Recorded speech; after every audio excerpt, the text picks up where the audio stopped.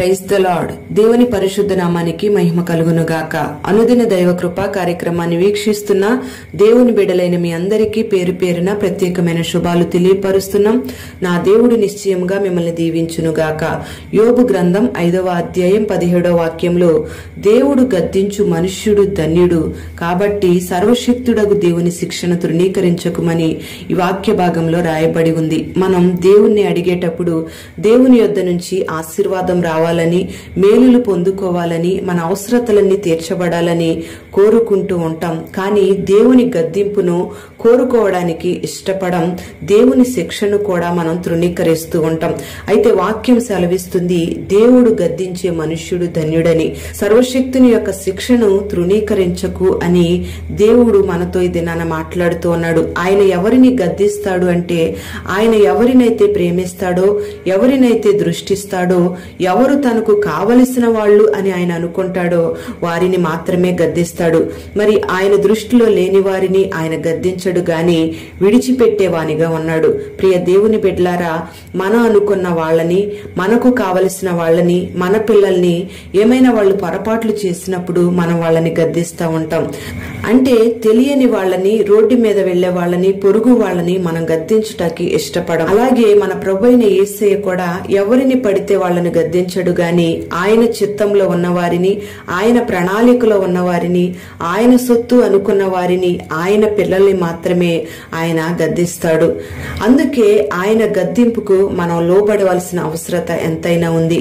ఆయన గద్దింపుకు మనం లోబడితే ఆయన గద్దింపు మనకు మేలు చేస్తుంది, మనల్ని పరిశుద్ధతలోకి నడిపిస్తుంది. ఆయన శిక్ష మనల్ని మంచి మార్గంలోకి నడిపిస్తుంది, దీవెనకరమైన అనుభవాల్లో మనల్ని స్థిరపరుస్తుంది. అందుకే దేవుడు గద్దించినప్పుడు, శిక్షించినప్పుడు మనం తృణీకరించకూడదు.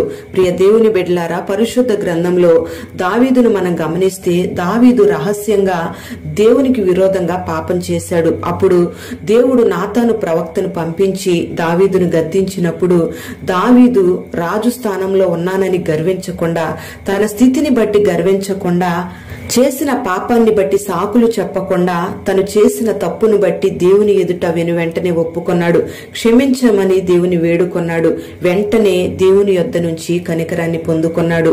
ప్రియ దేవుని బిడ్డలారా, దావీదు గద్దింపుకి లోబడ్డాడు. అందుకే దేవునికి దావీదుకి ఉన్న బంధం బలపరచబడింది. దేవుని యొక్క కృపను దావీదు పొందుకున్నాడు. అదే చేసిన తప్పును ఒప్పుకోకుండా, దేవుడు గద్దించినప్పుడు లోబడకుండా ఉన్నట్లయితే దావీదుకు దేవునితో ఉన్న సహవాసం తెగిపోయేది, దేవునికి దూరం అయిపోయేవాడు. ప్రియ దేవుని బిడ్డలారా, ఆయన ఎంతటి పాపినైనా క్షమించగలిగిన దేవుడు.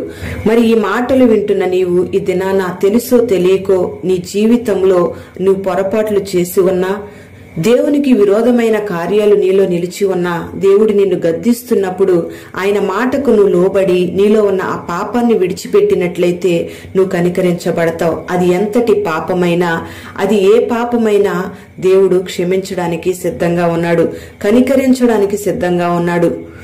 మరి నీలో ఉన్న అతిక్రమాలను నువ్వు దాచిపెట్టకుండా ఒప్పుకొని వాటిని విడిచిపెట్టినట్లయితే దేవుని యొక్క కనికరాన్ని పొందుతావు. మరి దేవుడు గద్దించినప్పుడు నువ్వు సనగకుండా, గొనగకుండా దేవుని గద్దింపుకు లోబడాలి.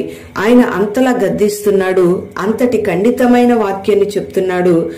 అంత ఖచ్చితంగా బ్రతకాలంటే ఎవరు బ్రతుకుతారు, అంత పరిశుద్ధంగా జీవించాలంటే ఎవరు జీవిస్తారు అని అనుకోకుండా వెంటనే దేవుని మాటకు నువ్వు లోబడినట్లయితే, ఆయన హస్తాలకు నీ జీవితాన్ని అప్పగించుకున్నట్లయితే నీ జీవితం ధన్యకరంగా మార్చబడుతుంది. మరి పరిశుద్ధ గ్రంథంలో ఇలా సనిగి దేవుని మాటకు లోబడకుండా దేవుని కృపకు సౌలు దూరం అయిపోయాడు. రాజ్యాన్ని, రాజరికాన్ని కూడా సౌలు పోగొట్టుకున్నాడు. ప్రియ దేవుని బిడ్డలారా, ఆశీర్వాదాన్ని, అభివృద్ధిని, ఐశ్వర్యాన్ని కోరుకోవడం మాత్రమే కాదు గాని ఆయన గద్దింపును మనం కోరుకోవాలి. ఆయన శిక్షను మనం లక్ష్య పెట్టాలి. అప్పుడే ఆయన అపరిమితమైన దైవ కృపను మనం పొందుకుంటాం. ఆయన కనికరాన్ని పొందుకొని ఆశీర్వాదకరంగా ఈ లోకంలో జీవించగలుగుతాం. మన జీవితాలను ధన్యకరంగా మార్చుకోగలుగుతాం. మరి ఈ దినాన దేవుడు గద్దిస్తున్న గద్దింపుకు లోబడి ఆయన శిక్షను అంగీకరించే మనస్సును దేవుడు ప్రతి ఒక్కరికి అనుగ్రహించునుగాక. ప్రార్థన. పరిశుద్ధుడవైన తండ్రి, ప్రేమ కలిగిన దేవా, నీకు స్తోత్రం చెల్లిస్తున్నాం. ఈ దినం ఈ మాటలు విన్నని బిడ్డలందరినీ పేరు పేరున మీరు ఆశీర్వదించండి. ప్రతి ఒక్కరిలో ఉన్న ప్రతి పాప దోషాలను మీరు క్షమించమని ప్రార్థన చేస్తున్నాం. మీరు గద్దించినప్పుడు మీ గద్దింపుకు లోబడే మనస్సును మీరు బిడ్డలందరికీ దయచేయమని ప్రార్థన చేస్తున్నాం. సర్వశక్తుడైన నీ శిక్షను తృణీకరించకుండా నీ శిక్షను అంగీకరించి ఆశీర్వాదకరమైన మార్గాలలో నడిపించబడే అనుభవాన్ని నీ బిడ్డలకు మీరు దయచేయండి. ఈ మాటలు వినని బిడ్డలందరినీ పేరు పేరున దీవించండి. మీరు గద్దించినప్పుడు మీ గద్దింపుకు విసుకకుండా దావీదు వలె వెనువెంటనే పశ్చాత్తాపడి పాపాలను విడిచిపెట్టి జీవితాలను సరిచేసుకునే అనుభవాన్ని నీ బిడ్డలందరికీ మీరు దయచేయండి. ప్రతి ఒక్కరూ కనికరాన్ని కృపను పొందుకోవడానికి అర్హులుగా మీరు మార్చండి. నీలో వస్తున్న ప్రతి దీవెనను ఆశీర్వాదాన్ని అనుభవించడానికి యోగ్యత కలిగిన పాత్రలుగా మార్చి ప్రతి బిడ్డను మీరు ఆశీర్వదించి ధన్యులుగా మార్చమని యేసు నామములో అడుగుచున్నాము తండ్రి. ఆమేన్.